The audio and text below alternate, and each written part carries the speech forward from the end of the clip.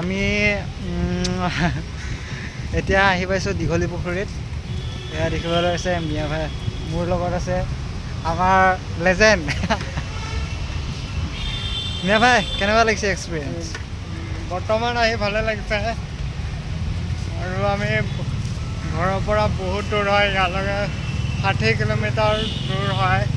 বহুত কষ্ট কৰি আহিছোঁ আমাৰ ভাইটোৰ লগত আৰু আহি বহুত দিনৰ মূৰত দেখা পাইছোঁ, বহুত ভাল লাগিছে। আৰু